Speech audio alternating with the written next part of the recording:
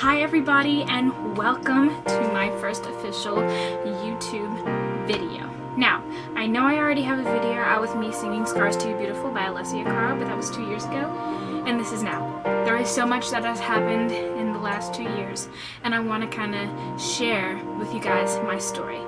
This first video is me telling my testimony at Fields of Faith for my school. I hope you enjoy it, and I hope that it changes your life. Are you ready?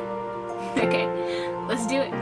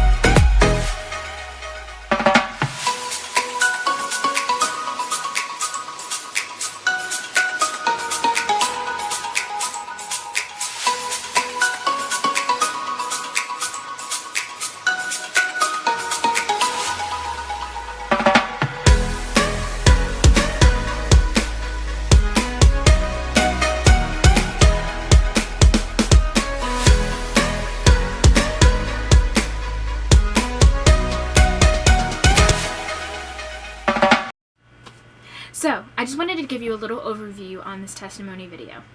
This testimony video is about me having pancreatitis back in January and February. It was very painful and I was very close to death, but God had another plan. I wanted to let you know that my channel isn't just for Christians. It's for non-believers and for people that have different beliefs. It's for everyone. So, sit back and relax. Let's do it. Good evening, my name is Kayla Coles and I'm honored to be sharing my testimony today. Thank you all so much for being here tonight. And before I begin my testimony, I would like to pause for a moment of silence for our warriors who have lost their lives.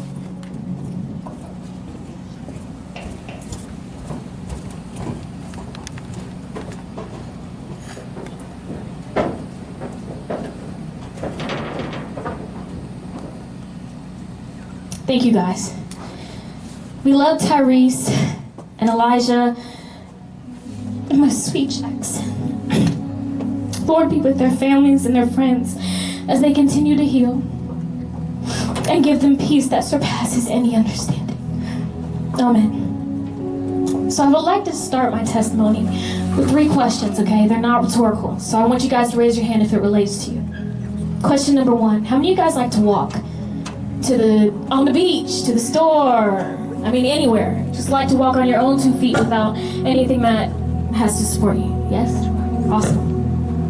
How many of you guys like to eat? Pizza, burgers, fries. Oh, look at all those hands. Whoa, all right.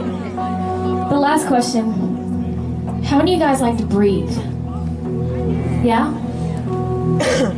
Awesome. I asked you these questions because these 3 things I was not able to do in January. I was diagnosed with pancreatitis. I wasn't able to walk because the pain was so severe. I had to walk hunched over and it hurt to walk up straight. I didn't eat for 12 days out of the 18 days while I was in the hospital, which is a long time. And lastly, I couldn't breathe without an oxygen tank because my breath was so short. And I thought about these things and I was like, we do these things every single day. And it took me to realize when I couldn't do these things, how much we take them for granted, how much I took it for granted until I went to the hospital. My experience in the hospital was something that would change my life forever. I got to meet so many amazing patients and so many little babies. And I got to meet my nurses and my doctors that took such great care of me. But the one person who took care of me the whole entire time was God. I felt His presence every single day. And you know how a teacher, when they give a test and they're not allowed to talk, right? But they're still there to watch over you, see how you're doing with the test. I felt like that's what God was doing with me. He was quiet during my test. I didn't hear His audible voice. I didn't dream about Him in a dream. But I felt His presence with me every single day. My last 2 days in the hospital, I just couldn't help but cry tears of joy. I heard there were so many people praying for me, and there was so much love coming my way. And I felt it the day before I got out, because that's when my chest tube came out, because I had 20 pounds of fluid in my body. And all of my IVs came out, my breathing tube came out all in one day. And then the next day when I got out, I got to get out on the best day, Valentine's Day. And I just couldn't help but cry. After the hospital, it was a tough transition. I had to get used to walking again, because I walked like I had to poop on myself, but I didn't. A little unstable, but I got back to walking again. I went to school half days, but I wanted to go back full days because I missed my friends. I didn't see the sun for 2.5 weeks. But I continued on. It was like my life paused, and then when I got out of the hospital, just fast forward again, it was back to reality. I continued with Miss Eastern Wayne pageant, and I thought I wouldn't be able to do it, but I did. And I gave it my best effort. My lungs weren't even back to full capacity yet. It was my first time performing a song since I was in the hospital. But it was a big accomplishment for me. And when I was in the hospital, it was my mom's birthday, and she spent the hospital day with me, and I was sad that I wasn't able to give her a gift. So my gift to her was me winning Miss Eastern Wayne, because she was Miss Eastern Wayne when she was in high school.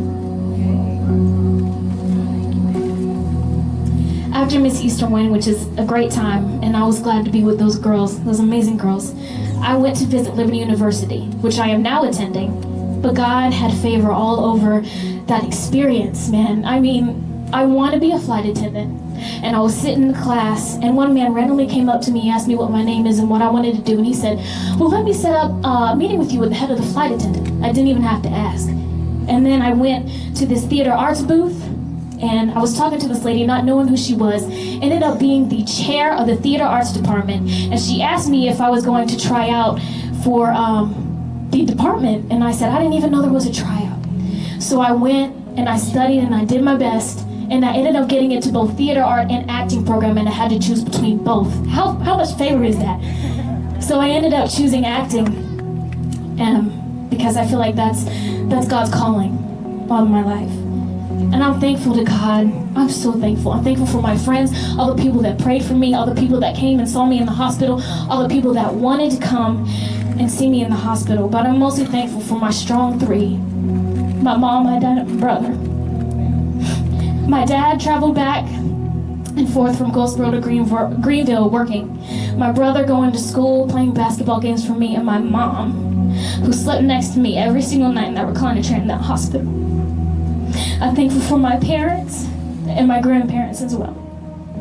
Overall, my main thing that I want to tell you is live your life to the fullest, y'all. Look, I know it is such a cliche statement, but it is so true. Life is too short to be bitter and angry and sad. It's important to live every day like it's your last, and get outside of yourselves, y'all, and get off of these distractions called phones. Because you know what? You are one person away from someone that can change your life forever. Forever, y'all. And thank you, Mr. Omo, for teaching us that lesson, because it's important. It's important. It makes me upset when we're sitting beside each other and we're texting each other when we could be talking face to face, y'all. So get to know each other. Don't walk around each other, because we have the opportunity to meet someone every single day. So it's important to see the beauty in things and the beauty in others. And this world loves to judge people, right? It puts stereotypes on each other, right? Well, we can change that. This class of 2019, we can change that. The younger classes below us, we can change that. So let's do that. And God is the only one that knows the true us. And all the warriors that have fallen and lost their lives, God only knew the true them. The last two things I want to leave with you. A quote from Terry Seville Foy, which my mom loves to watch. She says, the size of your challenge is an indication of the size of your calling. So whatever size your calling is, do it to the best of your ability. Because someone in the world needs what God has called you to do. Lastly, my favorite words. Be strong and of good courage. Do not fear, do not be afraid of them. For the Lord our God, He is the one who goes with us, and He will not leave us, and He will never, ever forsake us. Amen.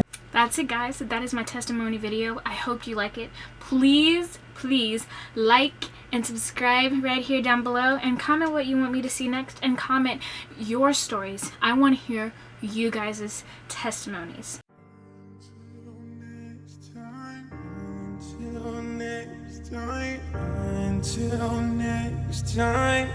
Until next time.